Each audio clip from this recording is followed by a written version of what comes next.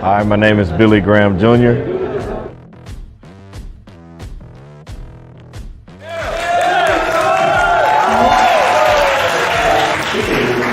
I was growing up, everybody thought I was going to be an actor.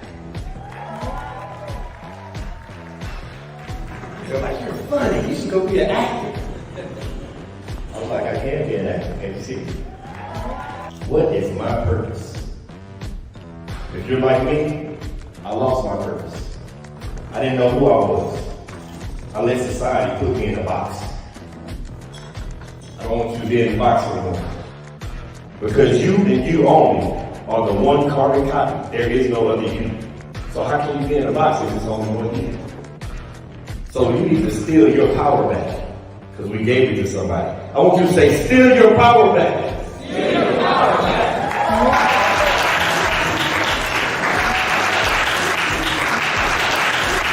Mr. Graham said, I am an original, I'm not a photocopy. You are where it begins. It begins with you and only you. You are the director. You are the author of this book. Nobody should be writing your life story. You are the winner. See, a lot of us, we get caught up in wondering when we're supposed to do something, why we're supposed to do something, where we're supposed to begin. But I'm telling you, you are the author of your book, and that's all that matters. My time here in Kenya has been amazing. Everybody has welcomed us with open arms ever since we landed. Nothing but hospitality, nothing but family. We felt like we were home.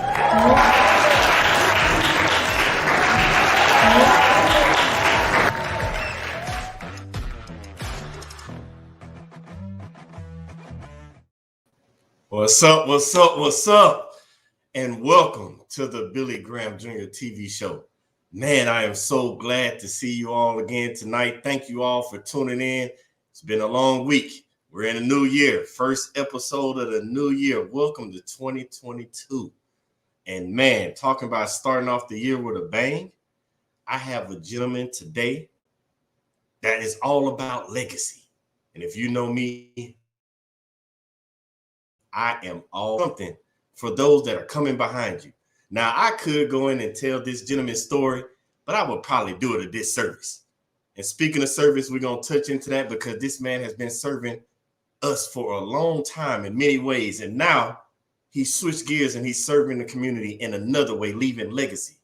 He is the owner of Brown Financial Freedom Legacy. I have to introduce you to our guest tonight, Don Brown.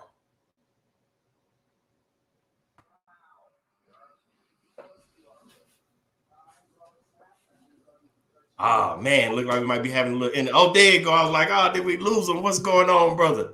Hey, what's going on, man? A pleasure to be on here, brother. Man, we thank you for showing up. We thank you for being here with us. And before we even get started, can you introduce yourself? Tell the audience who you are. Let us know who Don is. Who Don is. How much time we got? Hey, we got enough time as you need. Like you already said, my name Don Brown. Recently just retired from the Air Force, just a little under 21 years back in September. We live in Dayton, Ohio area, where I'm married, have 3 children, 2 daughters and 1 son. I'm also in ministry. I'm a minister of the gospel as well. So I love to teach. I love to help. I love to serve. I just had that servant's hat in many different avenues. That's a quick intro, but I don't know exactly what else you wanted. Now, you said quick intro. That wasn't a quick. That was a lot of an intro. You already, man. For one, thank you for your service because I was finna get in. I need me one of those DD-214 shirts because I didn't do the whole 21. I only did 20 years in the Air Force. My Air Force brother. Welcome to the show. Got my mom in the building. Got Raven here, my boy Alex, all the way in Africa. Done. You got people in Africa watching you. Nairobi, Kenya. Thank you for joining us, Alex. Man, the DD-214, 21 years of service. We thank you for your service, man. And you stay and you in Ohio in the cold. Is it cold up there right now? We got a little snow. We just got some snow earlier today, but we can't complain. It's been sunny out here, for Christmas and New Year. So, but you know how it is. So before we dive into the Brown financial freedom legacy, I gotta know, because I'm pretty sure this 21-year Air Force career, because I know how my life got impacted, and I heard you said you like to teach and everything. How did your Air Force career play a part in becoming who you are today? Ooh-wee. Yeah, we got time. We got time. That's a huge package, man. Wow. So I joined the military at 18, man. So I came in as a kid. You know what I mean? I grew up. I'm from Cleveland. You know what I mean? So I grew up in Cleveland, Ohio. Graduated from Scythe High School. Grew up in those mean streets, man. But I always saw myself outside of Cleveland. So the military was one avenue. Like my dad, he served in the Marines, and my uncle, he served in the Air Force. So that's kind of how I even got a picture of like, oh, the military. Like I could do something outside of college right away, you know what I mean? Even though I was smart in school, I knew I wasn't going to be disciplined enough to go straight to college. So I was like, man, let's get this trade, learn this, get to travel and all of that. So that's something that I wanted to do from probably about a junior. My 10th grade, 11th year, I kind of already knew what I was going to do. Took the ASVAB test, passed and everything.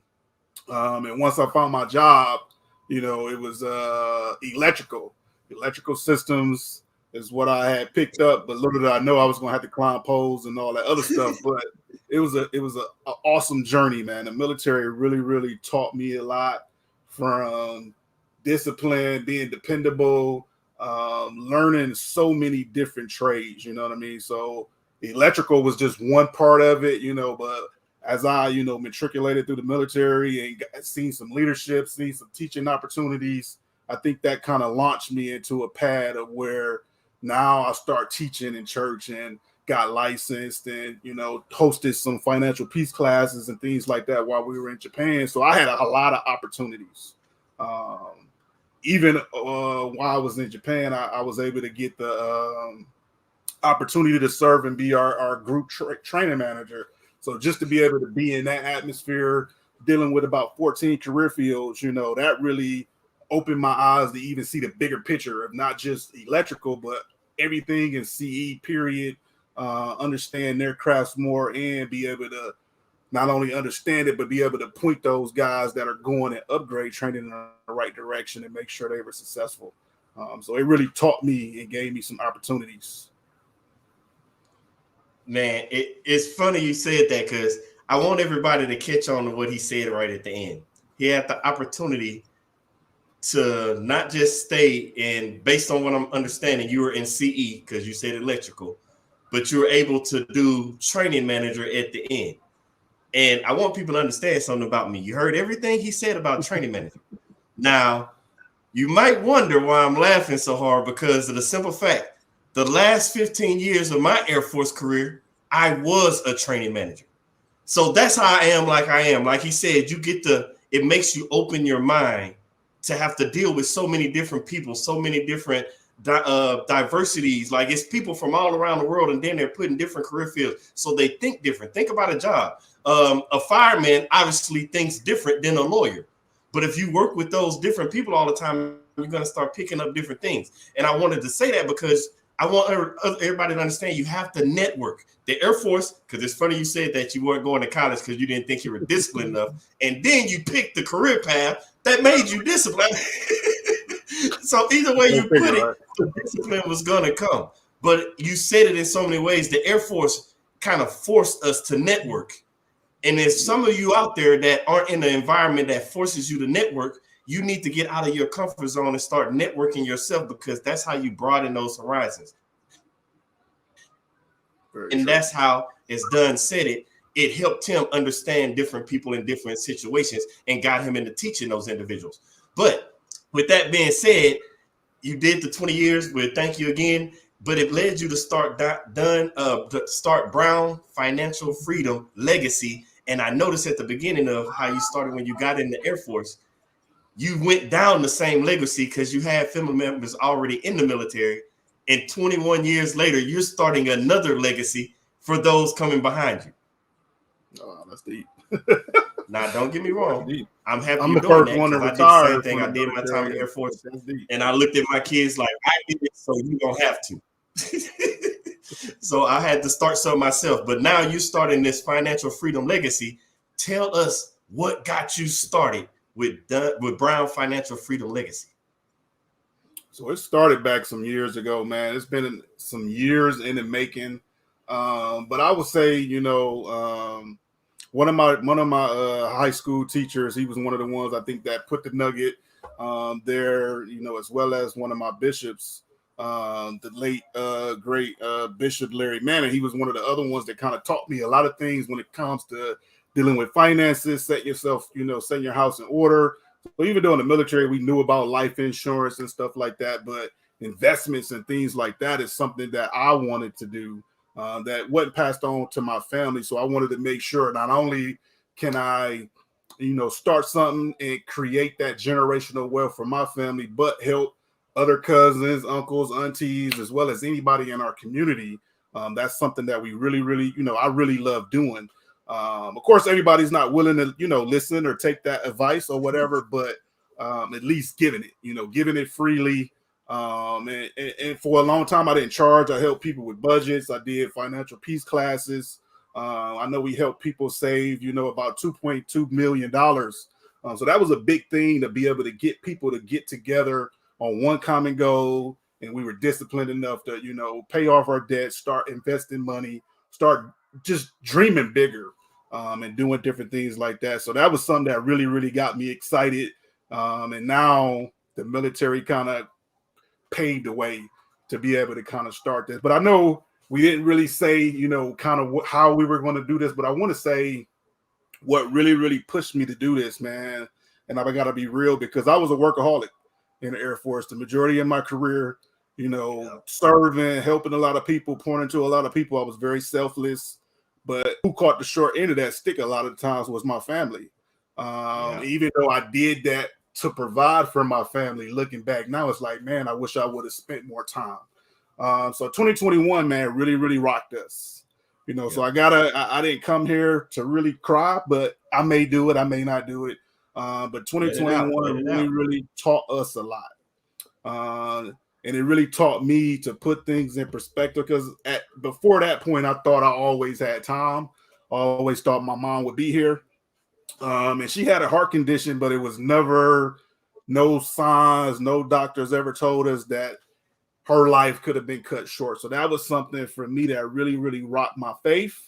It rocked me to the core, and it made me really take a knee and really, really put things in the right perspective to be like, all right, I did all of this for family and serve my country, but now it's time to really, really pour back into myself, self-care, and then pour into my family. So that was something that really, really pushed me to want to retire and to get something like this launched off the ground. To really, really not just to be a workaholic, but to make sure I'm really doing what I'm supposed to be doing and I'm leaving things in place, because it really, really made me think, did I really have all my stuff in order?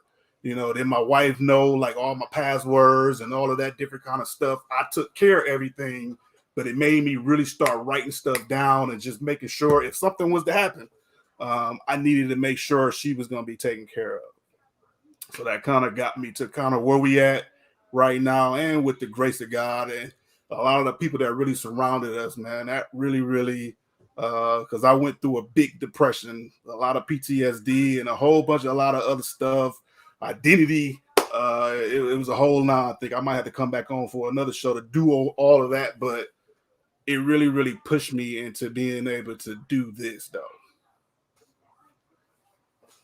You dropped a bunch of nuggets right then. For one, I swear, I don't know if it's the Air Force part, but our lives almost mirror each other.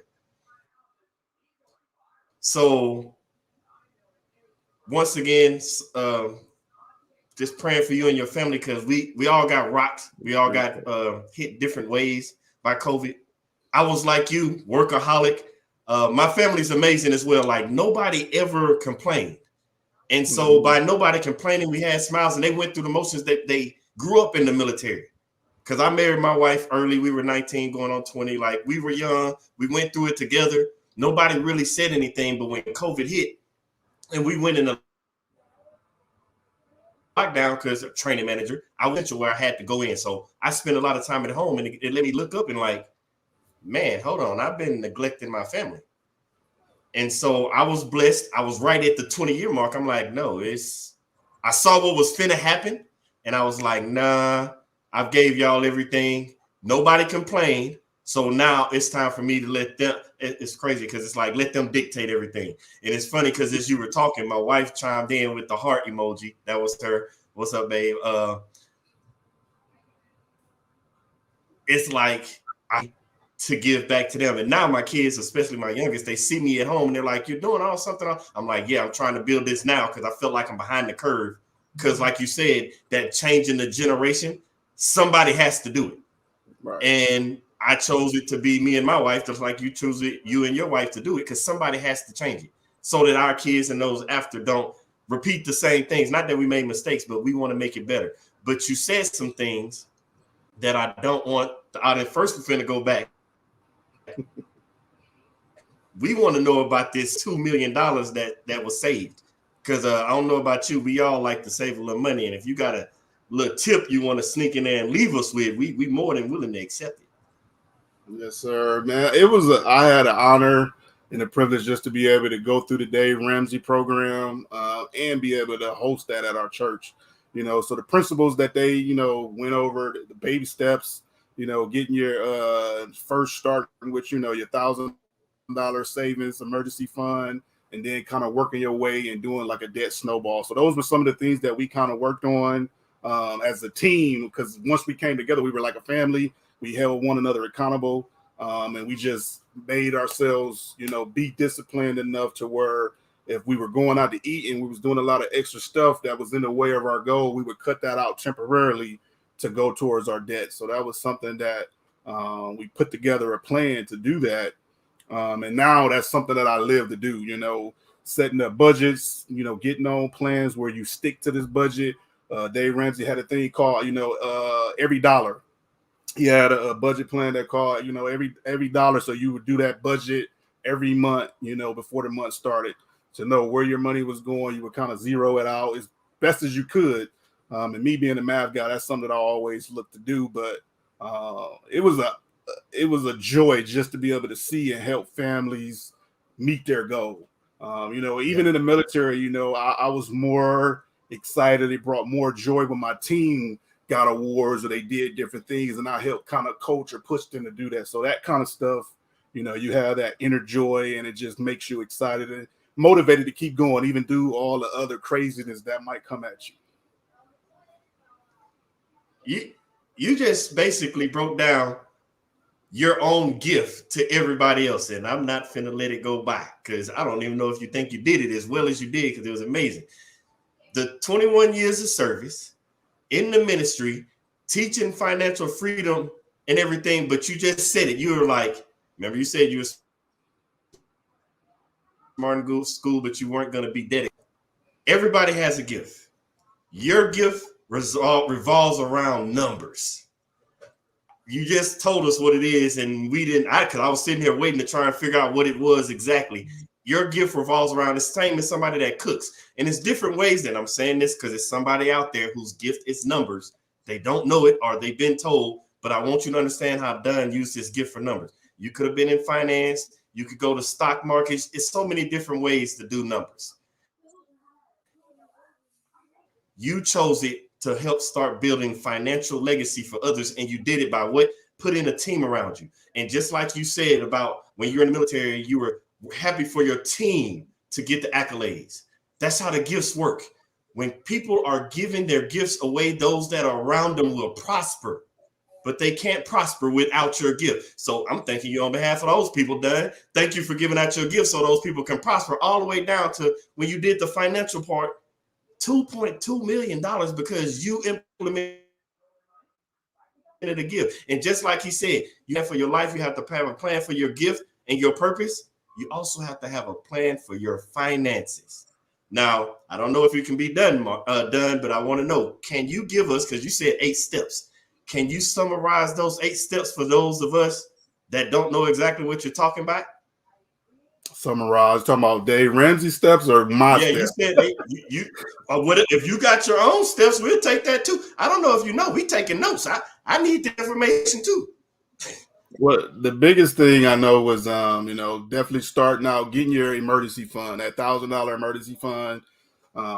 Most people that make over 25,000 a year, that's something that they should do, or you can start at least getting 500 put aside, and then you would kind of work towards attacking your debt, starting with the smallest or the highest interest. Everybody kind of picks their own thing, but I think if you pick the smallest debt, that motivation as you kill that first one, and it just give you the momentum to keep going and staying with it and sticking with it until you get to the end.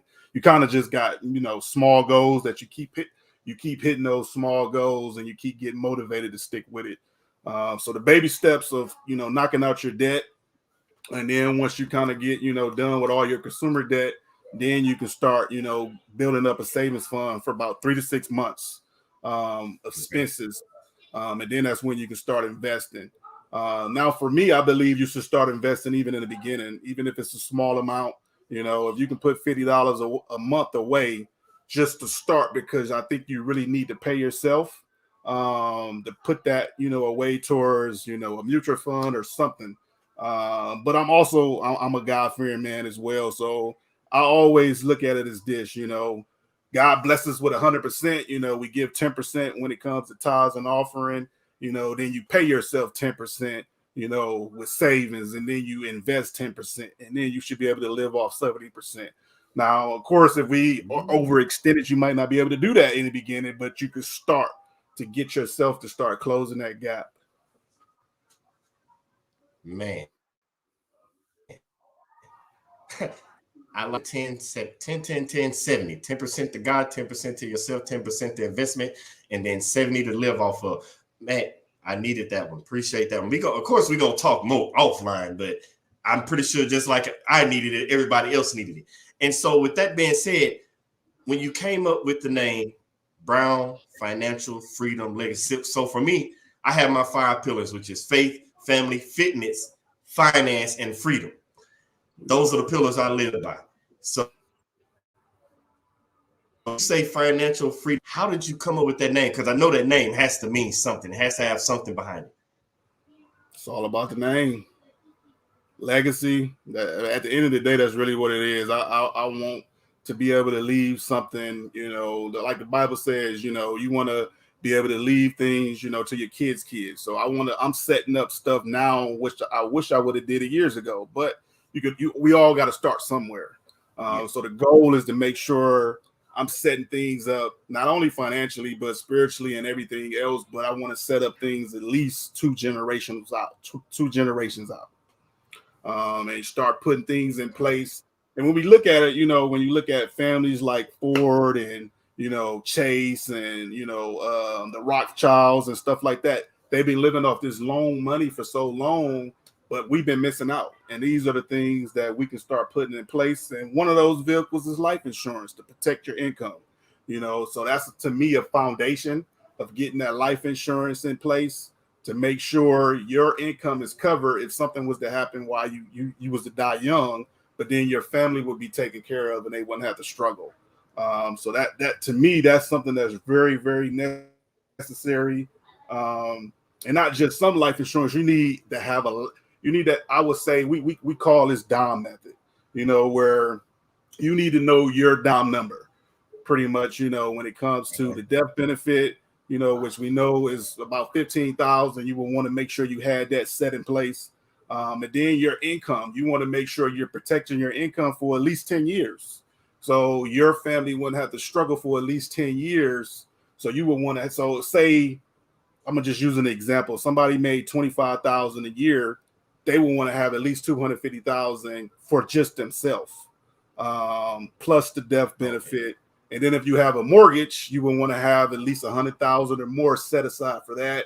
And then if you have children and you want to send them to college, you will want to have at least 100,000 for that. So like, this is not even getting anybody rich.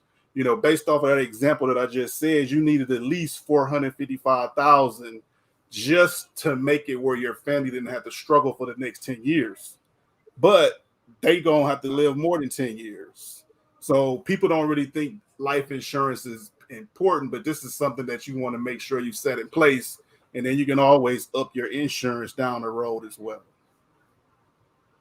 Wow. It's that's a different type of planning for financial, because most people, including myself, in the past, we're thinking financial planning, it's the budgeting, making sure the bills are, but you took it a step further, because that legacy piece of making sure in the event that, because we got to be honest, God is going to call us all home, but you're setting them up for everything that happens after that fact.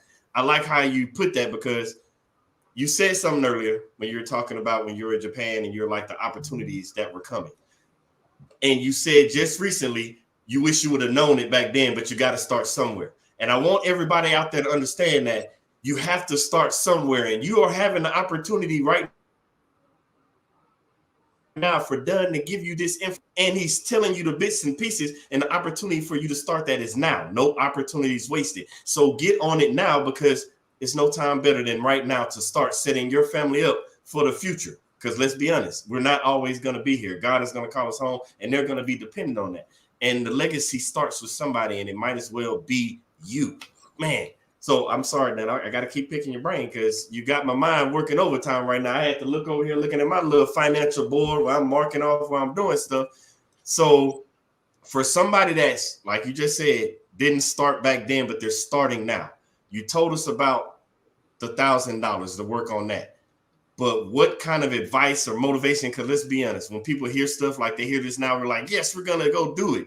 What's that motivation or inspiration that you use? Because we don't have the team you have right now that started to 2.2 million. What's that motivation or inspiration that you would give somebody to get them going and keep them going as they go through these daily goals? The biggest motivation, man, I think you got to get to a place of being sick and tired of being sick and tired. That to me, that's really where it started. It's no perfect word to really say, but I think the biggest thing is holding yourself accountable and putting yourself around people that have the same like mind, and y'all can take this journey together. Of course, but if you have that in front of you, like, man, I want to do this for my family. If that's your why, then that would be the biggest motivation that you have. If your why is pushing you, then that would direct you, but then you can have coaching, or you can have a support system to help make sure you hit your goals and you don't give up too easy.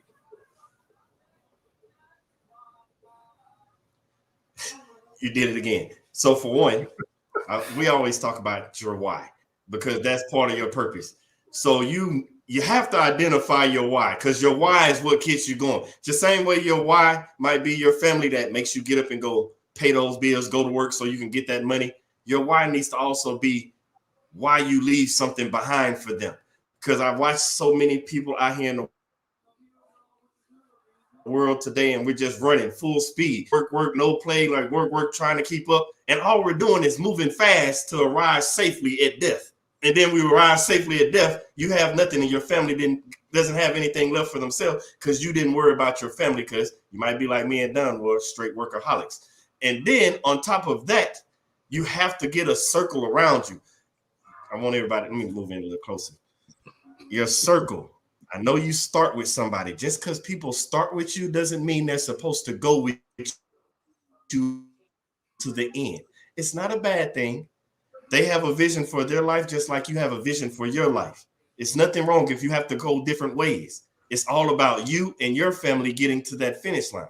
So, hey, if you got to put a different circle around you, make sure you have people, a circle of trust on top of that can help you get to your goals that you have in your life, especially when it comes to financial freedom, because that's how you need it. You have to have a team. You have to network. Nobody does anything in this world alone. We can start something. We can say we do it, but somebody helps you along the way. Even if it's the bank or helps you along the way. Nobody does it alone. So make sure you got a circle. Now, you talked about that circle, Darren, but many people out there like me had to bump my head a few times from finding these individuals in my circle.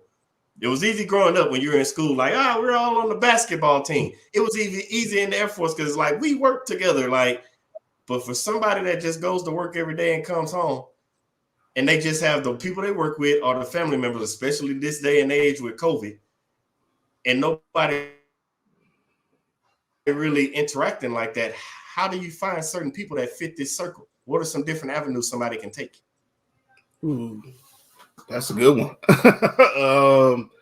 I mean, me, the first place is the house of God. I feel like that's would be some like-minded individuals that you should be able to find. And for one, I mean, you got to pray, and the Bible is, I think, is our best guide when it comes to setting vision, writing it out, making it plain, as well as financial principles. So when we utilize that, and then we get around like individuals, whether they in the church, you find some people, on your job that are going in the same direction, because everybody in the job don't have the same mindset, but you have to find them.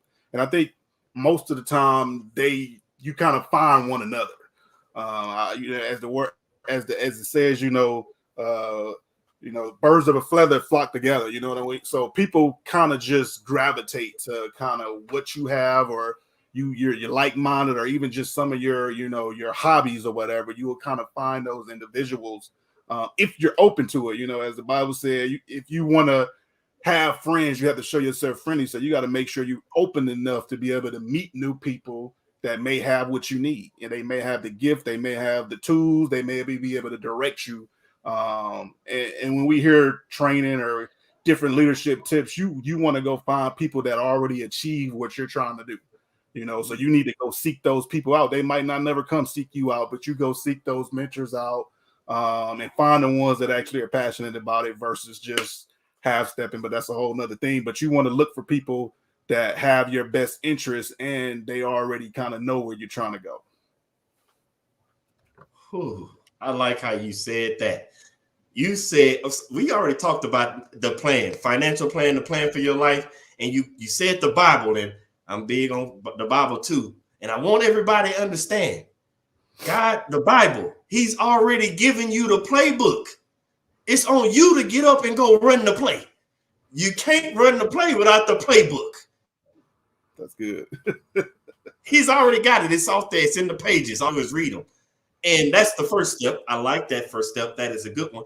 And the second one, finding the like-minded people, the birds of the feather flock together. I want you to understand something. It's no different. If you say you want a yellow car, when you go outside, you're going to all of a sudden start seeing a lot of yellow cars. If your mind is always negative, you're only going to see the negative. When you start reframing all that and think the positive is going to come. When you open up, as Don says, and they see that friendly nature and who you are, it's going to invite those same individuals. A person that wants to be a bad individual doesn't try to be good. It's impossible. They don't do it. They just want to be bad. Somebody that wants to be good and wants to be great and wants to get better, they're going to go, and it's going to attract each other. You don't attract what you want. You attract who you are. I want y'all, let me say it again for y'all. You don't attract what you want. You attract who you are. And that's how Dunn has built his circle. And I wanted y'all to get that, because that's how you find the individuals that come into your circle. Ooh, y'all get me over here with Dunn. We be having ministry. But I'm gonna go, because you said some more stuff, Dunn. I told you we're gonna pick this thing down.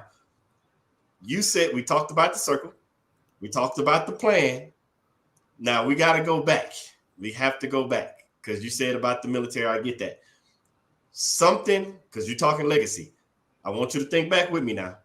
What about you, not just going in the military, and I'm going somewhere with this, the family members that got your mind frame to start going the way with legacy? What did they do or say to you?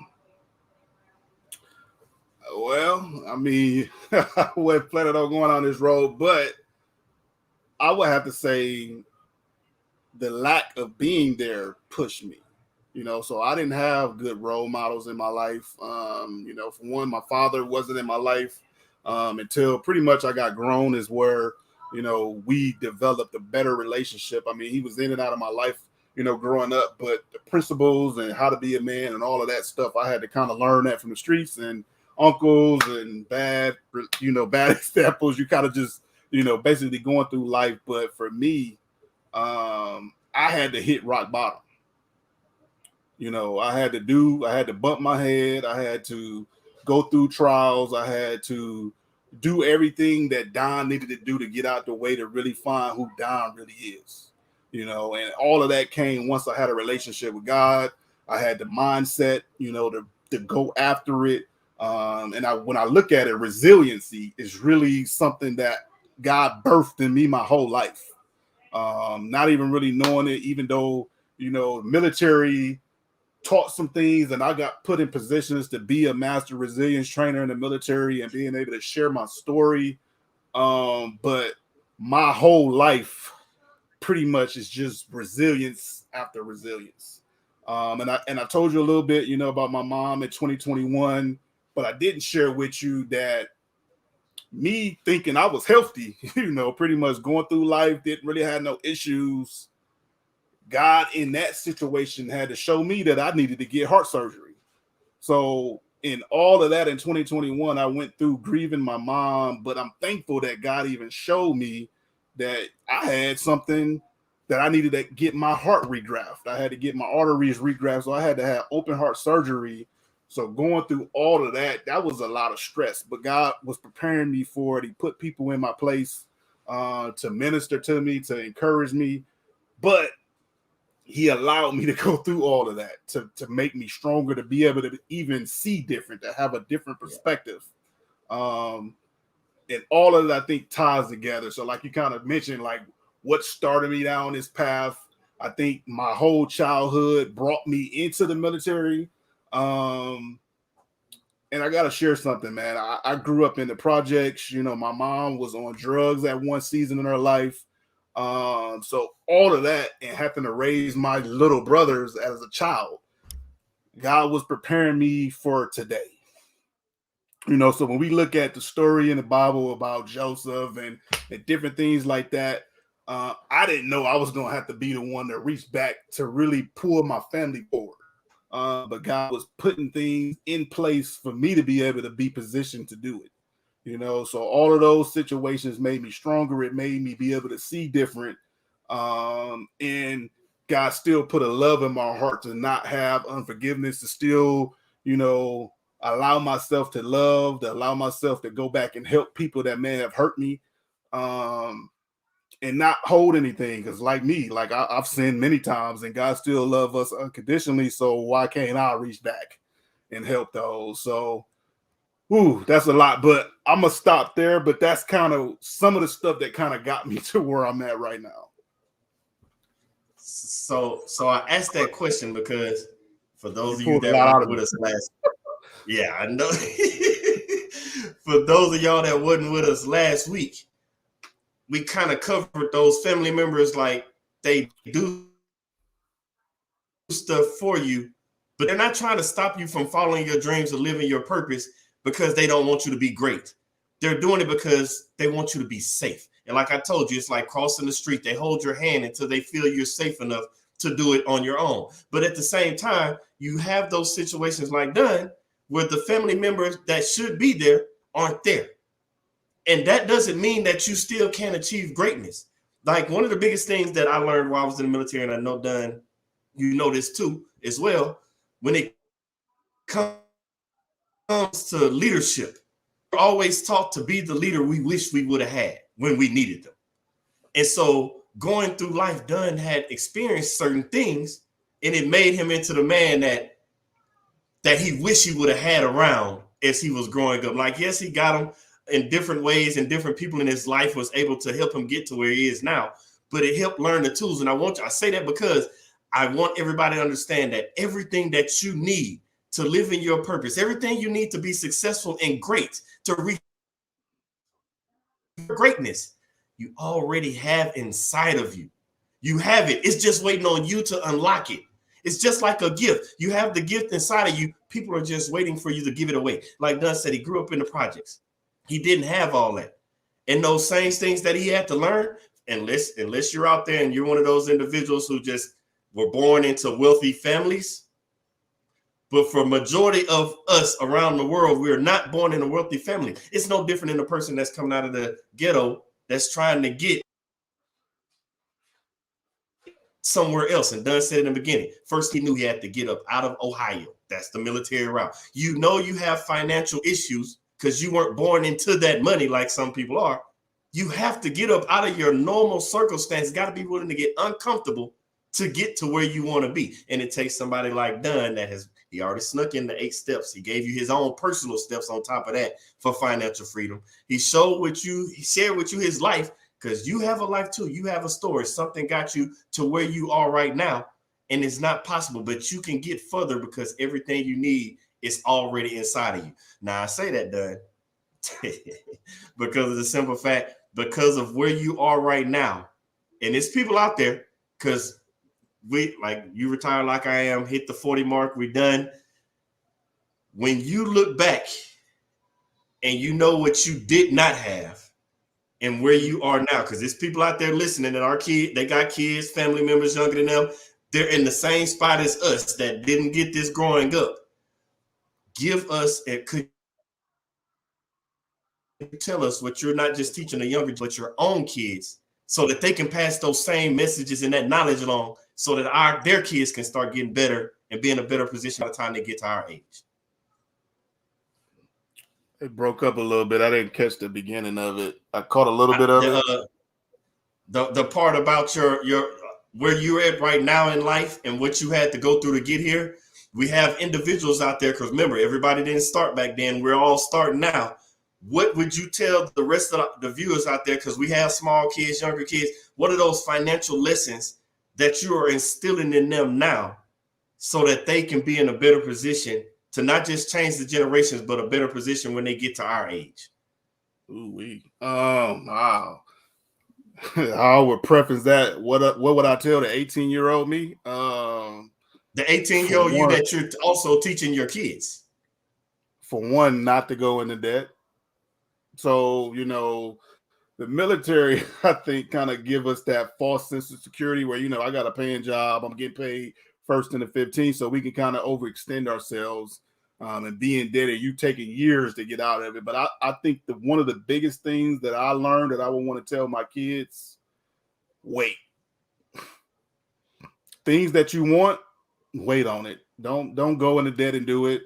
And my mindset now is create a business that bring in an extra stream of income to basically support and provide for your needs and wants. That's probably one of the biggest things that I can probably see, but definitely, if you can prevent it, do not go into debt. Wait, have that sense of, where I can have that delayed gratification. That's probably the biggest nugget that I could give, but as well as being disciplined with your budgets, sticking to a budget and living beneath your means. Like I went to this millionaire mansion that, that we were able to win in Atlanta. And what the guy told me, he was like, man, he focuses on to live off 30% of what he makes. So I said 70%, but my goal would be, wow. Excuse me. But if I can live off 50% of my income or even 30%, and I'm able to save, give, because, whatever I like giving, I like sewing, but if I can live off of 50% or 30% of my income, like he opened up a whole new dreamer for me.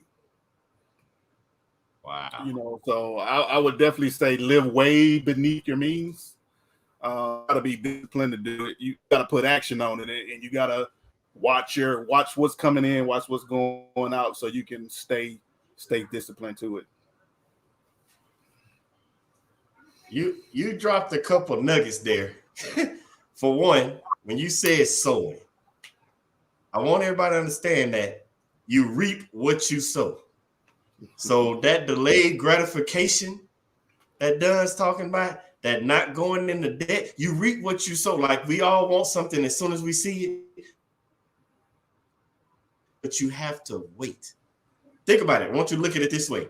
You either wait to when you can financially afford it, or you get into debt, and over that whole time you could have waited, it's going to take you that plus more to try to get out of that debt, and all you had to do was wait. So by not waiting, you're reaping what you're sowing because you got in that debt too early. But if you would have waited and had that patience and dedication, that's the biggest thing. Patience is a virtue. Done, you're throwing out all the Bible verses here. Patience is a virtue. Reap what you sow. Our brother Corey Brown turning in talking about seek God first. When you do all these things, then you won't be in the situation. These are things we weren't taught growing up. They teach us about math, history, science, all this geometry, social studies in school. They didn't teach us about no financial literacy. So it's on us to learn it and teach it to those behind. That's how you start the legacy. And the one way to get it is by listening to Brown Financial Freedom Legacy. Bro, you've been dropping nuggets. Now, that's what you would tell. That's what you would tell the old. But you already said it a million times about plan. If you're telling them to wait and telling them not going into debt too early, and you just said about the 50-30%, what's the other thing on the other side that you would tell the old you and the young kids that you're raising to set the bar to for their future so that they can have something in the middle to make that plan? Because you can start somewhere, but you have to have a goal to try and achieve. What's that one or two things that you would tell them on the other end to try to get to the next level? Well, I think we already kind of mentioned it, but you definitely would you would want to save. You would definitely want to put money to the side to be able to do that. At the end of the day, like we have to be, we gotta have the grind, we gotta have the grit to go after what we want. I mean, it's all throughout the scriptures. He want us to be fruitful and multiply, but we gotta work with it. So if we have those dreams, we have those visions, and if we have the mindset that I want to set my family up 2 generations out, I have to start now, and I have to start putting money to the side, and I need to be creating multiple streams of income. Like my whole mindset right now is I need to have at least 7 streams of income coming in. But that's a whole nother that's a whole nother thing. 7? We need to have at least 7. Oh, okay. So I need to step my game. You just said it without saying it, but you have the goals and dreams, but you would tell the younger you and the kid to start working earlier to try to build up that 7 strings that help you get to that goal of the financial freedom that you're looking for, where you can live off of 30%. Because you don't know, Dan, that gave me a new. I was with you because I was thinking 50% with you, but now I'm like, I need to get it. That's a new goal for me, 30%. And okay. And I got to do that. So I need to up my streams of income, because I think right now I'm sitting around like 4. So I need to figure out 3 more. I think I know what they are. Matter of fact, what would you think? Give us what are 7 streams of income you thinking about? For me, well, for us, military already gave us. So if you could get a retirement check, hey, that's a stream. Disability, that's a stream. You definitely want to have a business. But see, 2021 really opened my eyes up to crypto. So I think right now, and this is just Don talking, this ain't really no financial advice, but I feel like cryptocurrency is the new wave. And if you find you a platform that you can sow into that's giving you, 15% a month, 30% a month, like that's another stream of income that you can live off of. Different investments, mutual funds, it's so many different, like that whole different thing. And then like I want to get into Turo and Airbnb. Like I have a couple of rental properties and stuff like that, but my mind is stretching to go for more. Like, people are looking at, hey, I want a car. I'm like, oh, that's cool. I want to buy a new car through my business and then rent it out.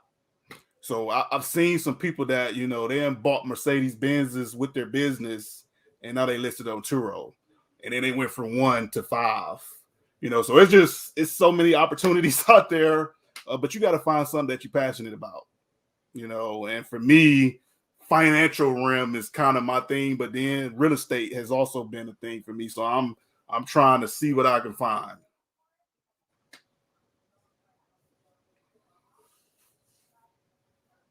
Wow. So you're going to be at that 30% a lot sooner You said rental cars, Airbnb, crypto, real estate, the financial freedom that you work at, got the business, the retirement, and the disability. So that's 7. Oh, I Y'all didn't didn't look get them. Now, he also said, do what makes you happy. Do that. That's what makes Dunn happy. Now, if some of those things, like for me, they align. Some of my stuff align with what Dunn does to make him happy. If some of those things, he just gave you 7 options to start with, even if you got to change them up later on. But start, we got to get to 7. So in order, let me rephrase that. Don't go out there and run and try to start all 7 at once. That's not what we're saying. That ain't what was. Don't do that. One at a time. Start with the 1. You start at the 7. We're not doing good with financial advice right now. Start with the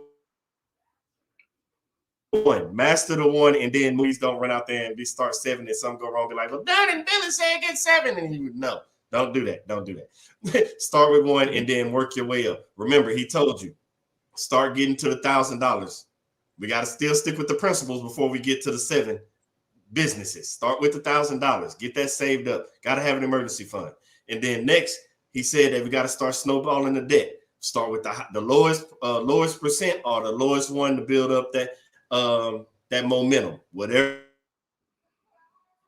you want to do, however you want to do, and then get to where you had 2 to 3 months worth of savings. These are the lessons that Dunn told us to start with, and that advice. And make sure you get a circle to hold you accountable and hold them accountable so you can get there, so we can start building to where we can get to the 7 streams of income. But please make sure we get our own personal debt handled first before we jump to 7 streams of income. but no, with that being said, man, you have dropped some knowledge on us. Now, I don't want you to just run away too soon now, because I still got some more questions after the show. But I gotta ask. I do this to everybody. I do it to everybody. I don't care if it's on finances. I don't care if it's on life. I don't care, whatever you want. Something that you want to tell the audience that either you knew it back then, learned it over time, mindset now. Tell the audience something that's gonna help them go out there and not just manifest their destiny or their goals or dreams, but something that to help them succeed so that they can. Ooh. I think for me the biggest thing is and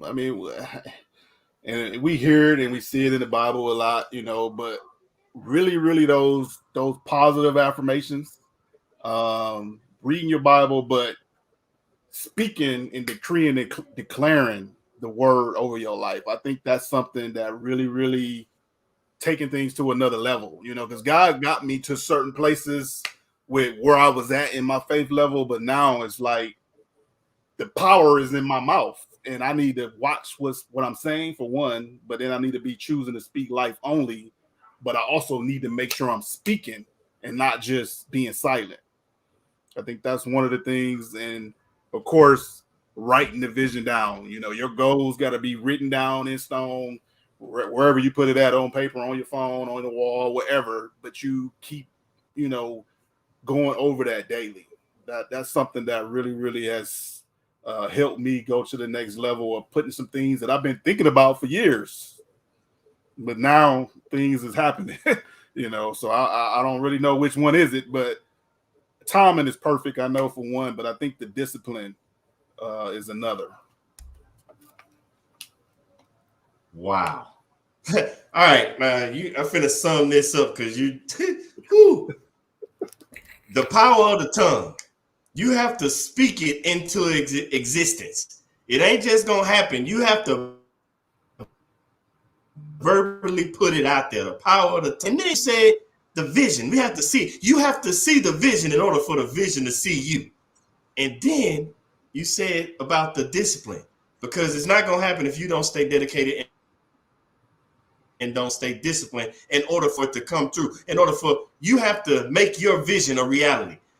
To sum it up, I'm gonna give you an easy, simple one, just so you can write it down yourself. Because he said write your vision down. I'm finna say this so y'all can have this and write it down and keep saying it every day in your head. Say it, see it, seize it. Let me say it again. Say it, see it, seize it. Say it, see it, seize it. That's what I want you to do, because that's how you're going to turn your vision into a reality. Man, Don, you have dropped some stuff on us tonight. And, bruh, I appreciate you. Now, do you got anything else you want to leave the audience? Because I see your mind running over there. Do you have anything else you want to leave them? Man, that's a mic drop. You said it. Say it, see it, seize it. I think that's something that we really need to run with. It's more I can say, but I know we're on a time limit. But that was powerful. That was powerful. Man, well, brother, I appreciate you for coming on and blessing us with your knowledge tonight, man. It was really great. We really appreciate you. We thank you so much. Appreciate y'all for having me, man. It's been an honor and a privilege. I knew you was going to pull a lot of things out because I've seen some of your other shows, and you definitely did it. But, you brought out what was already in me, man. But I definitely appreciate the opportunity. Awesome. Oh, no. Don't get it wrong. You coming back. We gonna find a way. We might still, me and Ernest, we might still, because we got some stuff we didn't get to talk about some more in you. And you said it at the show. During the show, you said if I get to going, that'll be another show. So we bringing you back. So don't you worry about that. Now, I don't want you to go nowhere because I'm gonna talk to you after the show. So don't log off this yet. But I want to we thank you for being here, man. And we look forward to seeing you again. But until then, brother, I'll see you on the other side. Yes, sir. Man, y'all thought I was playing. Now, if you don't feel like Dunn has left you a legacy, he gave us some starting points. Now, remember, we talked about a plan and everything. And he talked about the Bible. And we said it. God is giving you the playbook, but it's on you to run the play.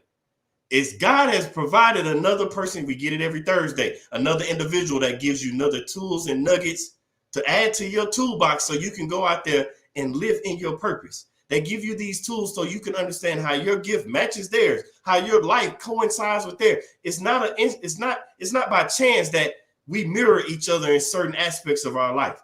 And if somebody else can do it, so can you. So it's time for you to also not just live in your purpose, but set your family up with financial freedom. All you have to do, it's already in the chat. Brown Financial Freedom Legacy. He's on all platforms. Go look him up. He'll answer all your questions. He's already said it. I'm here to serve. Brown Financial Freedom Legacy. Man, if y'all didn't get something out of this, I know I did. But as always, I thank you all for tuning in. It's been a blessing having you. We'll be back next week, same time. 8 p.m. Eastern, 7 p.m. Central on Thursday. And again, we thank you. I want to see you next week. Take these tools and start using them, because I want you, the whole purpose of this show is I want you to live in your purpose, with purpose, on purpose. I'll see y'all next week.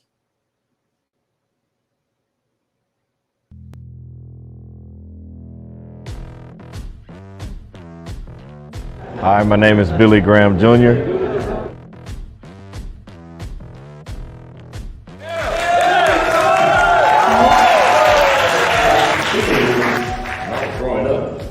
Everybody thought I was going to be an actor.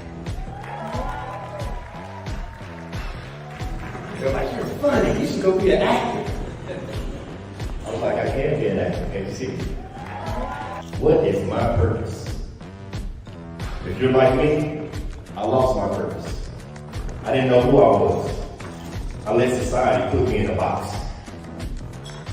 I don't want you to be in the box anymore.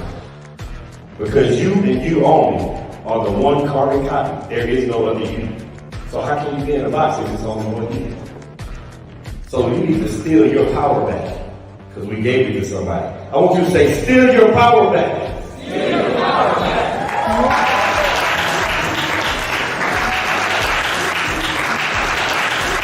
Mr. Graham said, I am an original, I'm not a photocopy. You are where it begins.